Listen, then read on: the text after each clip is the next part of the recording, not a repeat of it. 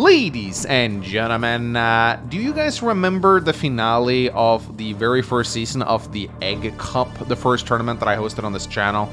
It came down to two very skilled players in Deadefs versus Diaphanous on End of and Trophy, but in order to make the match a little bit more interesting, I decided to make it a live game, meaning that both players were playing in real time as I spectated, with, you know, a timer ticking down. They would be limited and they would have to make very quick moves. Now, I thought that this would make the match exciting, and it was exciting, but sadly, it ended with Diaphanous timing out, which a lot of people didn't like. I mean, this is always a risk whenever you play live games, but it's always a bad way to go, because it was just as the match was heating up, and just as the big engagements were being taken, and then the match ended, which a lot of people didn't like. So I said to you guys, okay, I'm gonna let these guys duke it out again, in a real game this time around, and I gave them practically infinite time. I gave them like 5-day increment, and they used those 5 days, which is why it's been so long for them to finish this game. But finally, they actually finished it, and the result was absolutely insane. This is a good match. This is a match you don't want to miss. It's the official Egg Cup finale rematch. Now, these two players right here, you guys know Deadefs. We know he's a monster. He won the 3rd season of the Grandmasters Live tournament. He is easily one of the best players in the world. I would probably count him at least among the top 10. He is just an absolute monster. I mean, you guys seen him just ruthlessly take games against some of the best players in the world. He's taken games against Inkugark. He's taken games against Toulouse. He's taken games against pretty much anyone. I wouldn't count this guy out in any matchup. And he's also a monster in live games, which is why I thought it was so impressive that Diaphanous was able to keep up with him in the game as well as he did. Diaphanous, I'm telling you guys, he's kind of like a dark horse in the Advanced Wars by Web community. No one talks about this guy. But look at him, he's undefeated on the Global League, 29 wins. I feel like he's just kind of slumbering in the shadows. No one's really like paying any attention to him, but he decimated his way through the Egg Cup. And a lot of people were wondering, what if we actually let him go up against Deadefs in a real game? How would he actually perform? Well, that's what we're going to be figuring out today, ladies and gentlemen. Now, we can't beat around the bush in this regard. I mean, Deadefs is clearly playing the weaker CO here. As much as I love Flak, he is kind of tier 4.5, maybe even tier 5 in some matchups. And Cole, while he's not like the top pick of tier 4, he's definitely better than Flak because he has movement, which is really good. Also, End of and Trophy has some roads on it, so it's actually not a terrible pick. Now, the special rules for this matchup was actually a tier 4 match with Jake and Adder banned, meaning that players had to select different COs. But of course, when Adder is banned, you just pick discount Adder, which is, you know, kind of the way to go. Now, some people have been complaining that I take too long to get into the game before these videos. Let me know in the comment section whether you like this pre-game analysis that I do, or if you would just like me to jump right into the match. For now, I'm going to try jumping right into the match without over-explaining things. So let's see if this will actually make the commentary more enjoyable. Anyway, ladies and gentlemen, so End of and Trophy. It's a map created by the legendary voice of Akasha, one of the best players of all time, and it is a really good map as well. It's a mixed base map. Both of the bases here are very close together in the center, which is, it looks deceptively dangerous, but you're not really going to have that many encounters taking place here. You have these two cities right here, which are kind of like on small half islands, if you will. You can see some fighting going on between two players here, but usually black players just tend to take this city, red players take this city, and then they kind of leave them alone. But because it's a mixed base map, there's a lot of engagements taking place here. You have engagements in this area in particular, also a lot of engagements taking place here. Here, there's a lot of fighting, also on this side of the map. On this side of the map, there tends to be the most fighting, because due to the initiative advantage, air units will very often come out from red player here and start wreaking havoc. So, again, it's a very dynamic map. I really do like mixed base maps, where bases are all over the place. I feel like it kind of breaks up some of the monotony sometimes of the game, which Tordred calls advanced walls, which is just like two big armies on each side and neither player wanting to move forward. Whereas with mixed base, you don't really get that, because as soon as you attack one place, you leave yourself open to another. So you get a lot of back and forth swings, which is really nice. So both players just building infantry right here, going for their neutral properties. The capture phase of End of and Trophy is a very lengthy one, because there's a lot of properties on this map. I think when both players capture their half of the map, I think they end up with like 26 or 27k income. So there's a lot of money on each side, but it also means that the capture phase is very slow. You got one comm tower for each player here. It's a very non-contested comm tower all the way up in the corner, so both players will have this comm tower for a majority of the time. Now, Diaphanous does have a little bit of an advantage in being Cole here, because due to his 10% bonus on roads plus the comm tower means that he gets to reach that coveted 20% extra firepower, which means that if the city is next to a road, which a lot of these cities are, it means he can reliably 2-hit KO tanks and infantry with tanks and infantry of his own. And of course, we can't sleep on the movement. The movement is a big part of Cole's utility, even though his power is a little bit weaker than Adder, and he's a 3-star normal power.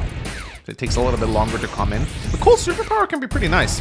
It's only a 30% boost on roads, but that 30% can allow you to hit some very important benchmarks, so definitely not something you should be sleeping on. Alright, both players now approaching their airports. Battlecopters very strong on Endorphin Trophy because they can dance around these rivers right here, apply pressure.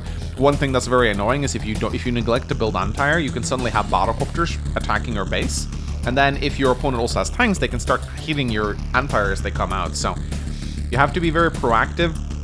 Dedev's opening up an artillery here. Artillery can be very strong on Endorphin Trophy. It's a little bit of a ballsy move, but I do like this opening from Dedev's right here. He is definitely good enough to pull it off. So Diaphanous just continues capping. Is he going to open up an artillery as well, or is he going to go for a bit more of a ballsy maneuver? Let us find out, ladies and gentlemen. Starts capturing his airport. Dedev's already moving in a little bit here with an infantry, being a bit cheeky. Diaphanous responds with recon and artillery. So the recon too is a very solid opener on this map. Lots of roads for it to drive on. Gets that boost from being Cole. Can ward away the infantry. I like this recon a lot from Diaphanous because it means that if Dedev's kind of has to respond with a tank now. So let's see what happens. Turn 5 rolls in. Both players are doing equally well on the capture phase. Dedev's just going for those properties, moving his artillery down. So that's pretty much what he's doing with this artillery is twofold, as you can see right here. Not only is he preventing Diaphanous from capturing this property, but it's also mainly to ward this recon away. It's covering all of these road tiles here, so Diaphanous has to move the recon north instead. This means that Dedev's is pretty much guaranteed to get this infantry, so a beautiful way to utilize your artillery in the early game. There's nothing I love more than seeing top players place their artillery. Like, watching Inkugarg and his artillery positioning is always a treat, and I would classify Dedev's as being in the same league of Inkugarg. Here comes the tank out as a response to the recon. Very smart. That tank will be able to ward that recon away. Doesn't mean the recon is going to be useless though, but it does mean that it has a little bit more mobility, or less mobility, as you would say. So here you can see Diaphanous's road bonus kicking in. He has the comm tower. He gets the 10% bonus on roads. This is why it's so huge to reach that 20% benchmark. Dedev's cannot do this, at least not reliably as Flak. I mean, he has a small chance of pulling it off, I think, due to the luck damage. But it's so huge to be able to do this reliably. Killing infantry on cities like that with 2 infantry allows him to also move in and get a shot with his infantry. So you see how big this is. So the Cole pick was very solid, and you gotta give Dedev's credit for picking Flak in this matchup, man. But still, it's not that Flak doesn't have play at all, but I mean, he is definitely playing an uphill battle here. Diaphanous moves in with his infantry, takes a shot at Dedev's infantry. Now he's going to sack this infantry, but what he's doing here, he wants to prevent Dedev's from taking this property away from him. So he's happily sacking some infantry, loving his infantry movement right here. It's pretty solid. 2 tanks coming out from Diaphanous right now. So 1 tank over here to help establish some control in these cities. Another tank to ward away Dedev's tank. Let's see what Dedev's decides to do here, shall we? Battlecopter, yes. Flak Battlecopter, very strong. The reason why Battlecopters are particularly strong on any Luxio, Flak, Jugger, Nell, is because Battlecopters can attack vehicles without really suffering retaliation, meaning that you're not as screwed if you roll low. If a Battlecopter goes up against a medium tank, it's gonna take like 1 HP of damage back, maybe 2. So if you roll low on the lock, it's not really that big a deal. You still have an 8 HP Battlecopter. If you do that with a tank, and you roll low, the tank's gonna go wiped out, but the Battlecopter isn't. So Battlecopter, for that reason, very strong. It's the same thing applies to Grim, really, because Grim's extra firepower makes the Battlecopter very strong. And he dies to anti-air anyways. It's not like the reduced defense really matters. So, as Flak, you want to pump up a lot of Battlecopters. So, Deadefs is definitely playing correctly here, as, you know, as we should expect. Diaphanous moves his recon north now, very solid, you know. Deadefs moved his tank to the left, which means that the recon is not really going to do a whole lot down there. So Diaphanous is like, okay, I'm just going to bring it up here instead, where there's only infantry. Now, Deadefs has to build a tank out of this base, and these bases are very vulnerable because it's only a single base in the corner. And you can see right here, like, look at this. You have Diaphanous's 1, 2, 3, 4 bases. Sorry, 1, 2, 3 bases here. If he shifts all of his attention to this base, he will take it. There's no way Deadefs can stop him from taking it.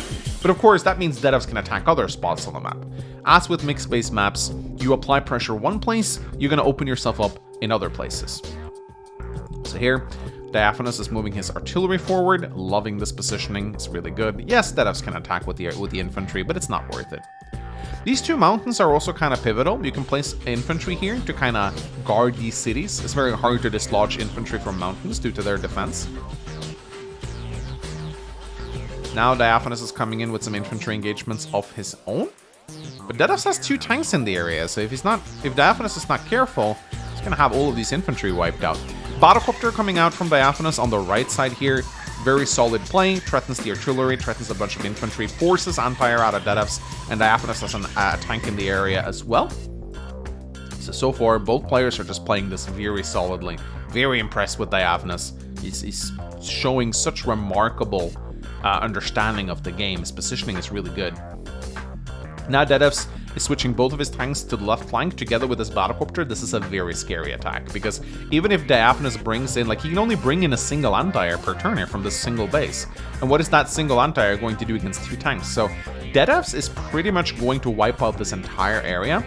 So what Diaphanous can do now is he can just concede it and just push very hard on in the corner, turning it into kind of like a base race scenario, which I think is what's going to happen here. Deadefs now moving his artillery to the left as well to apply even more pressure. So what Deadefs is basically going for here is going for the base lock. He's going to try and wipe out all of Diaphanous' remaining forces. He's going to move that artillery over to the base, put the artillery on lockdown, or put the base on lockdown with the artillery, make sure he gets it. Of course, he's shifting a lot of units that way, and so he's leaving himself very exposed in the top right corner. But he's forming a nice little wall of infantry, inviting Diaphanous to attack. Has to build a tank. That's a smart choice. Day 8 rolls in. Let's see what Diaphanous decides to do here. Both players are now up to 20k income. Diaphanous rising up to 24. Diaphanous comes in with the tank. Interestingly enough, I mean, he has the artillery to ward it, I guess. I think that's why he's doing it. Solid play by Diaphanous right here. Gotta love it. Gotta love it. I gotta wonder, 1, 2, 3, 4, 5. Yeah, artillery has 5 move. It would have been, if this artillery could have been placed here, that would have been insane. But this is also good because it pretty much, it doesn't guard these 2 infantry, but it guards the tank, which is what he wants here. Also bringing up his second artillery onto Deadefs' base. And bringing in the recon. Wow. So here, this may look like a weird engagement from Diaphanous, but keep in mind, he has a lot more units coming this way. There's a lot more units coming this way. So he can get away with stuff like this. So yeah, it looks like we're having a base race scenario right here. Deadef's going for the lab. Now the lab, there is another lab over here. So even if Deadef's take this lab, he needs to take this lab before he can win. And that's not going to happen. So Diaphanous is like, yeah, sure, you can have my lab. I don't really care about that thing. It doesn't really matter. It doesn't really give me anything. Day 8 rolls in. Let's see what Deadef's decides to do. I have a feeling, yeah, this is going to turn into a base race. Absolutely, it's going to turn into a base race. In comes the tanks. Yeah, this is going to be a base race, all right. Kills the recon. And now it's pretty much just pure defense from both players right here. Pure defense of their base while attacking the other's base. This is going to be very exciting. In comes the Battlecopters. Infantry as well. Deadef's moving in tanks. More Battlecopters coming out. 3 Battlecopters. I mean, at this point, even if he builds anti-air, Diaphanous is not going to be able to stop this. But Diaphanous comes charging in with a tank of his own.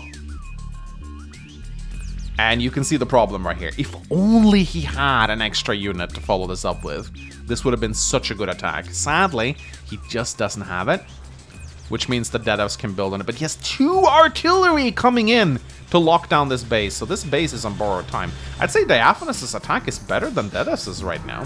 He has more initiative. He even combines an infantry together, which is a move I really like here, just to make his wall a little bit stronger.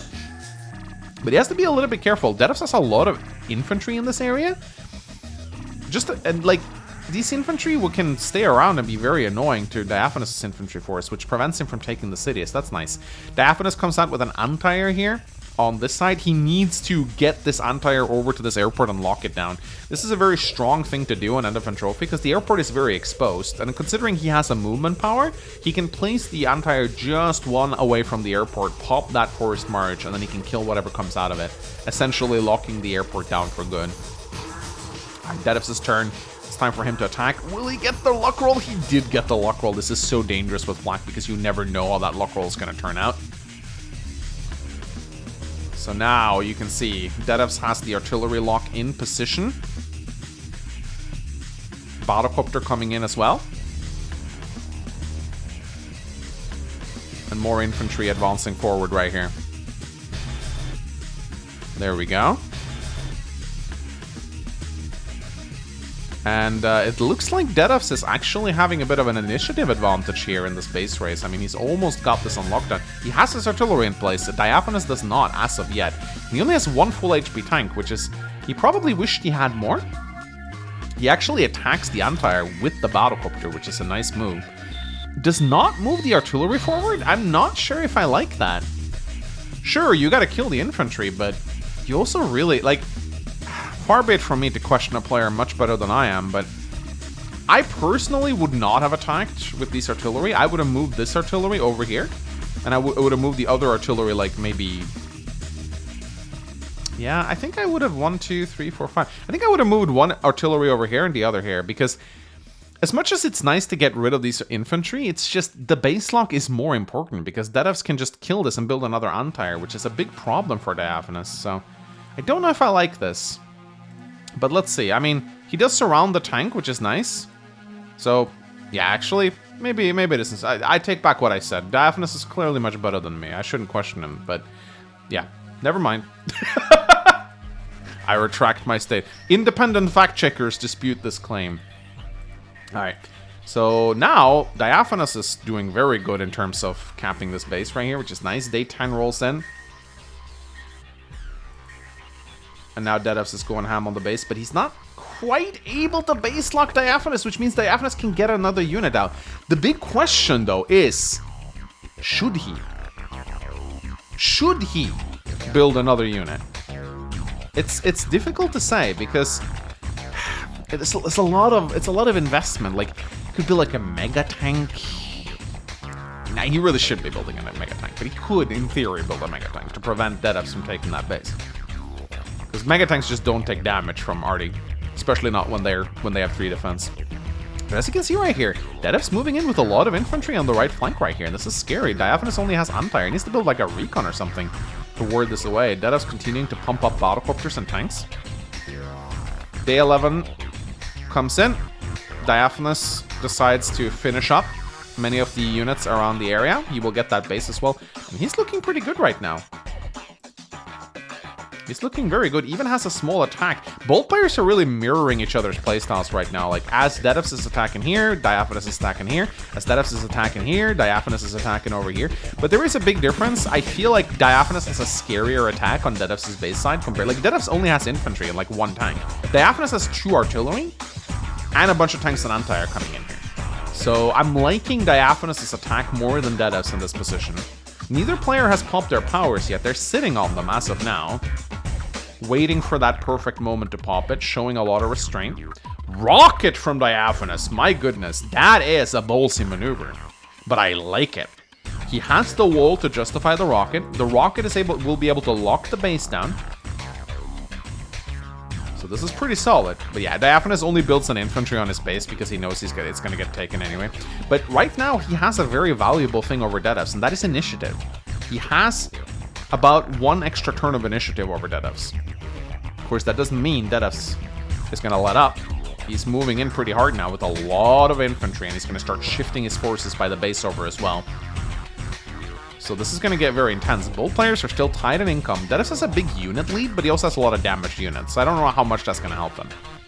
But, you know, a unit is a unit. Even if it's a 1 HP infantry, you can still use it to wall, right? But Dedevs know this attack is coming, and it's gonna be a scary attack when it comes. Trail of Woe gets popped by Diaphanous right here. 2 extra movement, 30% firepower on roads. Let's see what he decides to do. In comes the infantry. 2 shots. Antire takes out the infantry as well. Artillery gets taken out. Beautifully played by Diaphanous. Oh, and he's aggressively moving both of his artillery forward as well. Beautifully played. Battlecopters too, being able to shift all the way over to Dedevs' base. Rocket coming into position as well. What a play! Beautifully played. And he's using the power to push forward on his weak side. Look at these 2 artillery nestled into these woods right here. That's fantastic. 2 tanks, 3 tanks coming out from Diaphanous right now. Day 12 rolls in. Are we going to see the Barbaric Blow being popped? Or is Dedevs going to hold on to it? He pops Brute Force. Oh, okay. Interesting. He pops Brute Force. Let's see what happens here. Oh, man, that's painful to watch. Okay, so he goes in. Brute Force gives him, I think, if I remember correctly, it's like minus 19 to minus plus 49 or something. Actually, I can just bring it up. Minus 19 to plus 49, so it's statistically a really bad power. Like, Barbaric Blow, I think, is better to pop in certain situations, but I guess Dedevs wanted to retain the power boost. Like, he wants that plus 10 for another turn. Statistically, he's not very likely to get a lot out of this. So he does one-shot the Empire, which is nice. That's nice. Tries a 4 HP infantry luck roll, but that's not going to do much. Battlecopter comes in. Is it out of reach? 1, 2, 3, 4, 5, 6. It is. Nice. He's sacking a lot of weakened infantry, which I'm not sure if that's a good idea. Don't know if that's a good idea at all. I feel like this was mostly like a defensive brute force. He's popping it for the plus 10 to make his army a little harder to kill. It's not so much about the luck damage, really. He just wants the passive boosts. So far, it's looking pretty good for Diaphanous. Dedevs has a slight income lead, but Diaphanous just finished capturing the base, and now he's going to place a lot of pressure on Dedevs' other units as well. And he's not attacking, he's just moving forward. He's just waiting for that, and there we go. The rocket is in position. This is what he's been waiting for. And now Dedevs is in a heap of trouble. What is he really going to realistically do here? And again, I love the positioning of Diaphanous' artillery down here. Like, how on earth is Dedevs ever going to be able to dislodge these 2 artillery? It's almost impossible at this point. So at this point, I'd say just go like medium or neo-tank. He builds infantry, though. He wants to apply more pressure. I guess he needs more Antire, so that's understandable. So what is Dedevs going to do right now? Is he going to try and save his base? He has 31,000 banked up. You guys know what that means, right? He's probably going for the Mega. He's going to try and save his base. There we go. The Mega Tank is here. Now, the problem is, Diaphanous has a road-boosted rocket, and rockets against Mega Tank, they're like 15 to 20 base damage. It's not much, but with powers, of course, it's on a base, which means it's going to be very hard to dislodge. But he also has, I mean, this artillery is not quite in range. This artillery is injured. He can slowly whittle the Mega Tank down, but it's going to be tough to do so. Meanwhile, Diaphanous doesn't really want to build Mega Tanks against Flak, because if there's one thing Flak can do that Cole cannot, is he can take down Mega Tanks with infantry if he has enough of them. So that is like one slight advantage that Flak actually has in this base race scenario, is that he can build Mega Tanks. His opponent really doesn't want to do that. So it's not often you find something that Flak does better than... Ooh, interesting. He's scared here. Yeah, Diaphanous is scared of the Battlecopter, so he realizes that rocket is his lifeline. If he loses that, he's dead. So he's, instead of taking the shot, which is, you know, tempting, he decides to strengthen his position and move back, because Dedevs is actually counterattacking pretty hard up in the top left here. And suddenly, it seems like both players are a little bit more evenly matched. I would give this game to Diaphanous a few turns ago, but looking at Dedevs' very commendable counterattack here, it looks like he might actually be able to hold on for a little bit. Day 14 rolls in. Let's see what Dedevs decides to do. He begins his attack now, but he has to attack into artillery, which is just not great. He does not capture the base. Oh, there we go, though. He makes his way into the artillery, and suddenly, Dedevs is looking pretty damn good right now. Look at that. Look at that. He didn't pop his brute force this turn. I think that's probably a good idea, because he didn't really want the luck rolls to screw him over. Moving his Mega Tank off the base now, I don't know how smart that is. I mean, at least it's out of range of the artillery, but you really want to keep, like, the whole point of the Mega Tank is to keep it on the base, but I guess he just doesn't want to take, or he doesn't want to take indirect fire and be drained of funds. Day 15 rolls in. Diaphanous doing what he can to ward off Dedevs in the bottom right now. This is a tense base race scenario. Even blocking his own base with this tank. I guess he really wanted to kill that thing. At this point, I'm wondering if maybe just a Neo Tank would be a better idea, because you really need every single unit out of the base. He may be... Now he's really scared of Dedevs. He's extremely scared of Dedevs' counterattack here, which I get. I really do. I get it. I mean, those battlecopters are nasty. But I'm wondering if he may be playing a little bit too chicken here. I mean,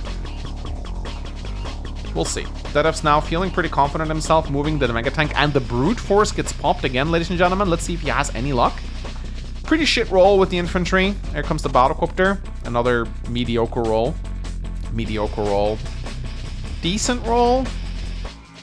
Oh, interesting. He's not attacking the base, but rather using the 2 infantry to block. Okay, infantry versus battlecopter. Mediocre roll, 3 HP of damage. Mediocre roll, 2 HP. He's not having the best of luck. He should have prayed more to Casino Bot before this battle. Not moving the artillery forward. Would it be... yeah, maybe he couldn't have saved that. Also, I'm just noticing that Dedevs doesn't have any anti-air. He has a single battlecopter, but it's in range. This might be a huge mistake, actually. Yeah, he doesn't have a single anti-air to ward away Diaphanous' battlecopter. This might be a crucial mistake from the Dedevs. I mean, he may have been relying on the luck damage to deal with the battlecopters, but it's going to be scary. Now Dedevs is actually charging forward. Yes, 4 battlecopters and a Mega Tank, which is a scary force. Looks like he's actually driving Diaphanous away. This is tense. I have no idea who's going to take this. They're both so evenly matched. Dedevs has the unit lead, though, which is big. Here, Diaphanous comes in with battlecopter, and now Dedevs is actually helpless. He doesn't have anti-air, which is very surprising. I mean, he built one now, but it's going to take at least 2 turns before it can reach the front lines. And by that time, Diaphanous' battlecopters will be cleaning us. And Diaphanous knows this, which is why he's pulling back. He knows that he is winning on his side of the map. So he doesn't need to overcommit here. He can let Dedevs take back a couple of properties. It's not going to lose him the game. Wow, artillery that is running out of fuel. You know that guy has been on a journey. All right. So neither player is able to take the other player's base. So it's a double failed base race in this scenario. It's a double failed base race. Let's see what happens here. Dedevs comes in. Tanks comes in as well. Starts capturing the property. Is not able to dislodge the base at all. That is interesting. So let's see if something happens here. Artillery comes in.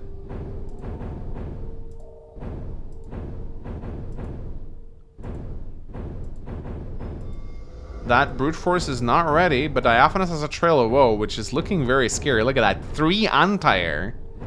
3 anti-air. Oops, sorry about that jump cut. My phone rang. I just wanted to make sure it wasn't anyone important. It wasn't. Anyway, where were we? So, yeah, Dedevs is now very scared of the incoming trail of woe. As he should be. But he's also not letting up on the attack on the bottom right base, but I don't think it's really going to go anywhere. I mean, he's bringing in the anti-air right now, but what is it really going to do? In comes the Trail of Woe, ladies and gentlemen. This is huge. This is huge. 2 extra movement. Battlecopter comes in. Here comes the counterattack, and it's a brutal counterattack from Diaphanous. Tank comes in. Battlecopter takes out this tank. Ooh, look at this. Diaphanous hasn't even begun attacking on Dedos' front. And this is what I was talking about earlier. These freaking battlecopters, man. These freaking battlecopters are so annoying. Look at the movement. Oh my god, now he's threatening the base as well. This is devastating. He's not really committing to the attack though, even with the Trail of Woe. He's just using it to reposition, which honestly is probably not a bad idea. He needs to keep that rocket alive. So a beautiful counterattack and a reserved attack on the main front. Day 17 rolls in. Dedos has to base lock himself with the Empire, which is never good. But he's not letting up with the attack. He keeps going for it. And he sacks a Battlecopter? Is he trying to get Barbaric Blow? I think he's going for the Barbaric Blow, ladies and gentlemen. Yes, he is. Barbaric Blow. Let's go. Oh. Oh. Oh, that hurts to watch. Look at that. 0 damage. Oh. 1 damage? What is... 1 damage? What? This is the worst luck I've seen. No damage?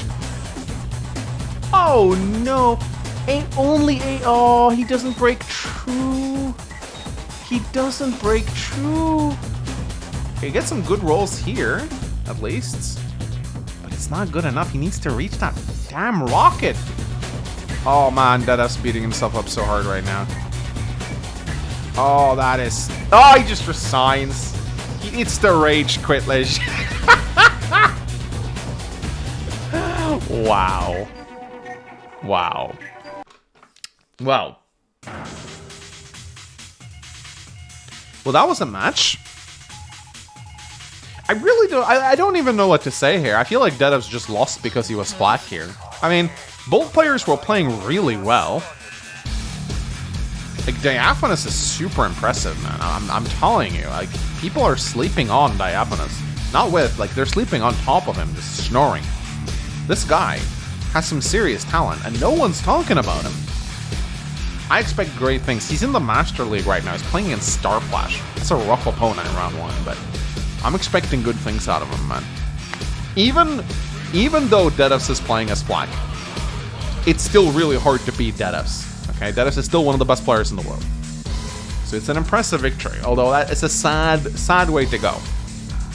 Literally just a barbaric blow that blows.